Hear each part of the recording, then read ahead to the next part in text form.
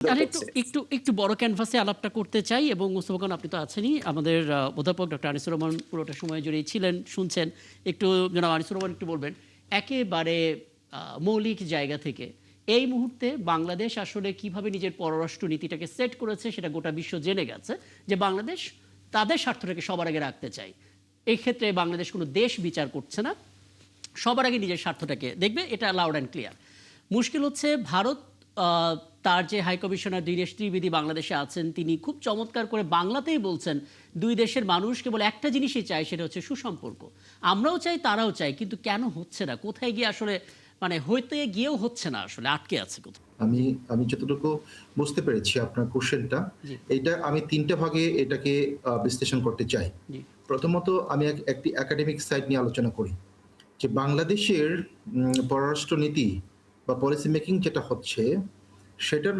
বাংলাদেশে কোনো institutional format নাই। এটা হলো বাস্তবতা। অর্থাৎ বাংলাদেশ ভারতের সাথে কি ধরনের সম্পর্কটা বিল্ড আপ করবে সেটা বাংলাদেশের পররাষ্ট্র মন্ত্রণালয় বা এমন কোনো স্ট্র্যাটেজিক সেন্টার নাই যেটা নিয়ে খুব স্টাডি আছে। অর্থাৎ ভারতকে স্টাডি করা ছাড়া আমাদের foreign policy making quite impossible. এখানে আমাদের একটা ঘাটতি আছে এবং আমাদের এখানে এমফাসিস দিতে হবে। পররাষ্ট্র মন্ত্রণালয়কে এগিয়ে আসতে হবে, প্রধানমন্ত্রী দপ্তরকে এগিয়ে এসে একটা ইনস্টিটিউশন করতে হবে যেটা ফরেন পলিসি মেকিং এর জন্য রিসার্চ করবে, বরাদ্দ থাকবে, তারা পলিসি মেকিংটা করবে, সরকারকে পলিসি দেবে এবং সেই সরকার পলিসি অনুসারে কাজ করবে। Number one. জি নাম্বার টু, ভারত ভারত যেমন আমাদের কাছে আমাদের জিওগ্রাফিক্যালি ভারত আমাদের তিন দিকে বেষ্টিত একটা বিশাল বড় রাষ্ট্র এবং এই তিন দিকের বেষ্টিত রাষ্ট্রটি যেমন আমাদের জন্য গুরুত্বপূর্ণ ভারতের জন্য বাংলাদেশের আপনার বাংলাদেশের অবস্থানটা জিও স্ট্র্যাটেজিক লোকেশনটা এটা বাংলাদেশের জন্য খুব ভারতের জন্য খুব গুরুত্বপূর্ণ। থার্ড যে কথাটা বলবো সেটা হলো যে বাংলাদেশের যিনি ভারতের যে হাই কমিশনার তিনি কিন্তু সিভিল ব্যুরোক্রেট না, তিনি কিন্তু পলিটিশিয়ান। জি অর্থাৎ বাংলাদেশের যে একজন হাই কমিশনারকে ভারত অ্যাপয়েন্ট করেছে তিনি ভারতের একটা মন্ত্রী পর্যায়ের স্ট্যাটাস নিয়ে এখানে এসেছেন এবং তার যে সমস্ত স্টেটমেন্ট এগুলো খুবই embarrassing for the foreign policy making. তিনি প্রথমে যেভাবে বাংলাদেশে ঢুকেছেন এবং প্রথম দিন বাংলাদেশ সম্পর্কে তার যে ধরনের স্টেটমেন্ট যে আপনাদের এত মানুষ, আমরা এত মানুষ, একটা বৃহৎ ভারত, এই ধরনের স্টেটমেন্টগুলো মানে পররাষ্ট্র নীতির মেকিং এর ক্ষেত্রে ব্যাপক পরিমাণে আপনার হচ্ছে যে প্রশ্নবোধক চিহ্ন দেয়। আচ্ছা আচ্ছা এখানে এখানে কি একটা বিষয় একটু বলবেন মানে ওনার স্টেটমেন্টটা কি মানে খুব পরিকল্পিতভাবে ছিল নাকি উনি আবেগপ্রবণ হয়ে একটু এঙ্গেজ করার জন্য বলেছেন না, মন্ত্রীর পদমর্যাদা নিয়ে একজন পররাষ্ট্র হাই কমিশনার আসবেন আর তিনি একজন পলিটিশিয়ানের মতো বক্তব্য দিবেন, this is not a diplomatic কিন্তু কিন্তু স্পিচ। উনি উনি মানে কি এটা কি মানে আপনি একটু দেখবেন কিনা জেনে কারণ উনি সম্ভবত হাই কমিশনে এখানে আসার প্রায় সপ্তাহখানেক পরে গিয়ে মন্ত্রীর স্ট্যাটাসটা পেয়েছেন জি আনিসুর রহমান যে আপনার হলো যে উনি প্রথমত হলো যে ডিপ্লোম্যাটিক যে নর্মস গুলো আছে ওই নর্মস গুলোকে আফুল্ড না করেই বাংলাদেশে এন্ট্রেন্স করেছেন। বাংলাদেশে এন্ট্রেন্স করেছেন এবং তার যে স্টেটমেন্ট গুলো এগুলো আপনার ফরেন পলিসি মেকিং এর ক্ষেত্রে এগুলো ডিপ্লোম্যাটিক স্পিচ না, বুঝতে এগুলো পারছি আপনি পলিটিশিয়ানরা আপনি এক ধরনের বরাবরই স্পিচ। একাডেমিক যেই আসপেক্ট সেই জায়গা থেকে খুব চমৎকার ব্যাখ্যা করেন এবার আপনি আমাদের রাজনৈতিক বাস্তবতা দিয়ে ব্যাখ্যা করেন যে কেন দুই দেশের সম্পর্ক ঠিক হতে গিয়েও হচ্ছে না কোথায় গিয়ে আটকে আছে কি কেবল মুখে মুখে বন্ধু বন্ধু বলছি কাজে তো হচ্ছে না আসলে না দেখুন, ভারত সবসময় বাংলাদেশের পার্সপেক্টিভ থেকে ভারত সবসময় মনে করে যে এটা একটা মানে আপনার ইন্ডিয়ান হেজেমনি প্রতিষ্ঠা করতে হবে জি এবং তারা আমাদের স্বাধীনতা যুদ্ধের সর্বাত্মক পরিমাণে হেল্প করেছেন দেখে তারা আমাদের পিপলদের সাথে এক ধরনের পররাষ্ট্র নীতি বা ফরেন পলিসি মেকিং করেন নাই। তারা একটা দলের কাছে ফরেন পলিসি মেকিং করেছেন এবং ওই দলটিকে ক্ষমতায় টিকিয়ে রাখার জন্য ভারত এতদিন পর্যন্ত তাদের পলিসি মেকিং গুলা করেছেন এবং তাদের প্রেসক্রিপশন অনুসারে বাংলাদেশে এক ধরনের সরকার ব্যবস্থা প্রতিষ্ঠিত হয়েছিল। বাংলাদেশে আওয়ামী লীগের যে ফেসিবাদ ছিল এই ফেসিবাদের পিছনে ভারতের একটা প্রত্যক্ষ এবং পরোক্ষ আপনার যোগাযোগ ছিল, সংযোগ ছিল এবং এখনো যদি আপনি দেখবেন যে এখনো যে ধরনের পরিস্থিতির মধ্য দিয়ে বাংলাদেশ যাচ্ছে এবং ভারতের ফরেন পলিসি কিন্তু বাংলাদেশের ক্ষেত্রে আমি বলবো কোনো ধরনের চেঞ্জ আসেনি জি এবং বাংলাদেশ চেষ্টা করেছিল বা ভারতের সাথে একটা বন্ধুত্বপূর্ণ সম্পর্ক বজায় থাক। পররাষ্ট্রনীতির ক্ষেত্রে আমরা দুইটা জিনিস বলবো যে আপনার ভাইয়ের দেশ আর বন্ধুর দেশ। ভারত আমাদের বন্ধুর দেশ। বাট তারা আমাদের ভাইয়ের দেশ না, মানে ভাইয়ের মতো ট্রিট করছে না, বিকজ অফ এখানে তারা একটা দিল্লি হেজেমনিকে এস্টাবলিশ করতে চায়, এবং তারা আপনার এখনো হলো যে এখনো এখনো মানে আমাদের ফরেন এখনো পলিসি চায়, সম্বন্ধে এখনো জানার চায়। পরও তারা এই মাইন্ডসেট রেখেছে। আপনার এই মাইন্ডসেট যদি না থাকে, আপনি দেখবেন যে সর্বশেষ আওয়ামী লীগের যে এটা হয়েছে, প্রেস কনফারেন্সটা হয়েছে, সেটা আপনার ভারতে বসে বুঝতে হয়েছে। পারছি। আমি মানে আমি এখান থেকে যেখানে আলাপটা করবো, একটা বাংলাদেশের বিরতিতে একজন যেতেই পলাতক হচ্ছে। শুনবেন, আমি প্রধানমন্ত্রী একটু অল্প বসে একটু অ্যাড করি, সেটা জি হচ্ছে যে ভাই সঠিকভাবেই বলেছেন। জি আমি এখানে একটু বলতে চাই যে আমি বলবো ভারতের পররাষ্ট্রনীতি দীর্ঘদিন ধরে একটা ভুল পথে চলছে। একটা দেশের পররাষ্ট্রনীতি হওয়া উচিত পিপল টু পিপল, জি জনগণের সাথে জনগণের সম্পর্কের ভিত্তিতে। এখানে আওয়ামী লীগ, ভারত যে ভুলটা করেছে, অলওয়েজ একটা দলের সাথে এবং একজন নেত্রীর সাথে তারা সম্পর্ক করেছে, এবং সেইটাই হচ্ছে এই সমস্যার সমাধান না হওয়ার মূল কারণ।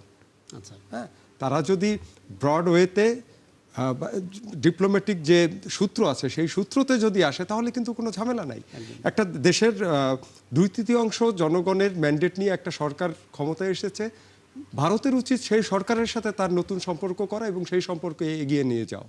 কিন্তু সেটা না করে আপনি যদি আবার সেই একটা দল এবং একজন নেতার উপর, নেত্রীর উপর যদি আপনি ডিপেন্ড করে বসে থাকেন, তাহলে এই সমস্যার কোনোদিন সমাধান হবে না। আমরা এখানে ইন্ডিয়া কোন দৃষ্টিভঙ্গি থেকে কি ফরম্যাটে কার সাথে বেশি যোগাযোগ রাখবেন, সেটি ব্যক্তি পর্যায়ে নাকি জনগণ পর্যায়ে, সেটি তাদের নিজস্ব নীতি, এবং সেটি ভুল থাকলে সেটি আন্তর্জাতিকভাবে ধরা পড়বে এবং সেখান থেকে তাদেরকে শিক্ষা নিতে হবে। এটি আমরা শুধুমাত্র বলতে পারি বড়জোর, কারণ এই ব্যাপারে আমাদের আসলে সিদ্ধান্ত নেওয়ার ক্ষমতা নাই, যেহেতু তাদের নিজেদের ব্যাপার। বাট আমাদের জন্য যেটি বেশি জরুরি, যে আমাদের এমন একটি নেগোশিয়েবল জায়গায় পৌঁছতে হবে, যেটি আমি আগে থেকেও বারবার বলছি, যে সেক্ষেত্রে আমাদের বর্তমান মাননীয় প্রধানমন্ত্রী যে স্টেপটি নিয়েছেন, যে তিনি প্রথমে মালয়েশিয়ার সাথে এবং পরবর্তীতে চায়নার সাথে তিনি সফর করে সম্পর্কের ব্যাপারে পদক্ষেপ নিয়েছেন, এটি আমার কাছে মনে হচ্ছে যে সেই নেগোশিয়েবল জায়গায় যাওয়ার ক্ষেত্রে একটি ইস্যু, স্টেপ, আমি বলবো যে পজিটিভ স্টেপ।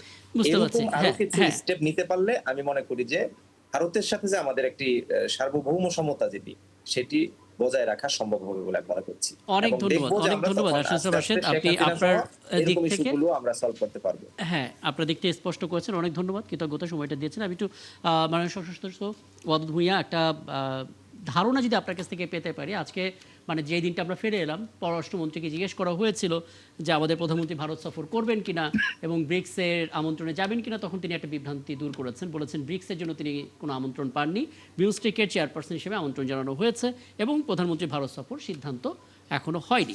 একটু ওয়াদুদ ভূঁইয়া বলবেন, মানে যে প্রেক্ষাপটে এখন ভারত বাংলাদেশের সম্পর্ক রয়েছে এবং যে পরিমাণ বিষয় আসলে ভারতের কাছ থেকে বাংলাদেশ নিষ্পত্তি করতে চায়, এটা কি আসলে প্রধানমন্ত্রী ভারত সফরের ক্ষেত্রে শর্ত হয়ে দাঁড়াবে কিনা? না, শর্ত হয়ে দাঁড়াবে না, তবে এটা সহায়ক হবে। আম, ভারত সফরের সাথে এই বিষয়গুলোর সমাধানের জন্য, আলোচনার জন্য, এগিয়ে নেওয়ার জন্য সহায়ক হবে, এতে কোনো সন্দেহ নেই। তবে এটা কোনো শর্ত হবে না। শর্ত হলে বাংলাদেশি বা কেন মানবে? কারণ আমরা তো সারা জীবন দিয়ে আসছি। জি আমরা শুধু একতরফায় দিতে থাকবো, বা শেখ হাসিনা গভর্নমেন্ট দিয়ে আসছে, তো সব গভর্নমেন্ট যে আমি আমি যদি একটু নিজের স্পষ্ট করি, প্রথম কথা হচ্ছে শেখ হাসিনাকে ফেরত দেয়া, দ্বিতীয় হচ্ছে হাদির হত্যাকারীকে ফেরত দেয়া, তৃতীয়ত হচ্ছে শেখ হাসিনা যদি ওইখানে থাকে কোন স্ট্যাটাসে আছে, এবং একই সঙ্গে ওই দেশের ভূখণ্ড ব্যবহার করে তিনি রাজনৈতিক কার্যক্রম পরিচালনা করতে পারবেন না, এবং বর্ডার কিলিং বা যেই পুশিরে চেষ্টা করা হচ্ছে বাংলাদেশে, এই সমস্ত বিষয়গুলো সম্বন্ধে ভারতের একটা ক্লিয়ার অবস্থান বাংলাদেশ চায়। ওই চাওয়াটা পূরণ হওয়ার আগ পর্যন্ত আমাদের প্রধানমন্ত্রী কি ভারতের সফরে যাবেন, বা এটা? যেতেও পারেন, নাও যেতে পারেন। আবার যাওয়ার আগে এরকম শর্ত আমার মনে ঠিক না। জি প্রতিবেশী দেশ হিসাবে মানে আমরা তো বহির্বিশ্বের সবার সাথে বন্ধুত্বমূলক সম্পর্ক রেখেই আমাদের করতে হবে। করতে হবে। সেক্ষেত্রে কোনো শর্ত দিয়ে কিছু করা কারোর জন্য সমীচীন হবে না। তবে প্রধানমন্ত্রী মানে যেতে পারেন, যখনই সময় হবে তখন অবশ্যই যাবেন। আমরা আশা করি এরকমটাই হবে। আর যে জিনিসগুলো হাসিনা বা মানে হত্যাকাণ্ড বা ইত্যাদি বিষয়, এগুলো ভারত সরকার, আমরা আশা করি যে ভারত সরকার সুসম্পর্কের স্বার্থেই এগুলো খোলাসা করবে। শেখ হাসিনা কোন স্ট্যাটাসে আছেন, এবং শেখ হাসিনা লিগেলি তো নাই, ওর তো পাসপোর্টই নেই। জি তার উপরে আপনার হাদি হত্যাকাণ্ডের আসামিরা ওখানে অবস্থান করছে, এগুলা ফেরত বাংলাদেশ সরকার চেয়েছে, এগুলো তাদের দেওয়া উচিত এবং আমরা আশা করি সেগুলো তারা মীমাংসা আসবে। এবং কিন্তু কিন্তু এটা ভারত- আসলে পরবর্তীকালে শর্ত হিসেবে থাকবে না, হয়তো আলোচনার মধ্য দিয়ে ব্যাপারটা এগোবে এবং প্রধানমন্ত্রী সফরে যাবেন কি যাবেন না সেটা আলোচনায় এখনো স্থান নিশ্চিত বলা যাচ্ছে না। জি যাচ্ছে না, কিন্তু আচ্ছা। আলোচনায় এগুলো স্থান পাবে, এটা এটা এটা কিন্তু নির্ঘাত বলা যায়। জি মোস্তফা আকমল, আপনি আলাপে আছেন, একটা বিষয় একটু আনিসুর রহমানের কাছে জানতে চাইবো এবং আপনি আলাপে নিশ্চয়ই আপনার প্রশ্ন করতে পারেন। অথবা আনিসুর রহমান একটা বিষয় একটু বলবেন, মানে আমরা দেখেছি প্রধানমন্ত্রী বিদেশ সফরের ক্ষেত্রে তিনি আসলে চায়নায় যাওয়ার আগে, চীনে যাওয়ার আগে মালয়েশিয়াকে বেছে নিয়েছিলেন একটা সফট ডিপ্লোমেসির অংশ হিসেবে, এবং এই দেশগুলোতে যখন তিনি যাচ্ছিলেন আমরা ধারণা করছিলাম, আগে থেকে অ্যানালাইসিস করছিলাম, দেখছিলাম যে সেই দেশগুলো কোন কোন চুক্তি করবে, কোন কোন এমওইউ স্বাক্ষর করবে, একটা পরিবেশ পরিস্থিতি সেখানে ছিল, অর্থাৎ প্রধানমন্ত্রী সফর করে এই ভাইব্রেশনটা আমরা পাচ্ছিলাম। ভারত মুখে বলছে যে তারা উদ্গ্রীব হয়ে আছে, বাংলাদেশের প্রধানমন্ত্রী সেখানে যাবেন, বিমস্টেকের চেয়ারপারসন হিসেবে আমন্ত্রণও জানানো হয়েছে, নানা কিছু, কিন্তু সেরকম তোড়জোড় কি, সেরকম আয়োজন কি আপনি দেখতে পাচ্ছেন ভারতের দিক থেকে? হ্যাঁ, দেখুন, বাংলাদেশ সরকারের সাথে মানে বিশেষ করে বিএনপি সরকারের সাথে চায়নার একটা গুড রিলেশন আছে। এই চায়নার সাথে বাংলাদেশের গুড রিলেশনটা এস্টাবলিশ করেছিলেন আমাদের শহীদ প্রেসিডেন্ট জিয়াউর রহমান। জিয়াউর রহমানের সময় থেকেই এই চায়নার সাথে বাংলাদেশের গুড রিলেশনের ভিত্তিপ্রস্তর স্থাপিত হয়। এবং বিএনপি সরকারের সাথে সবসময় আপনি যদি 91 সরকার দেখেন বা 2001 সালের সরকার দেখেন, এই দুটি সরকারের সাথে চায়নার রিলেশনটা গুড রিলেশন ছিল।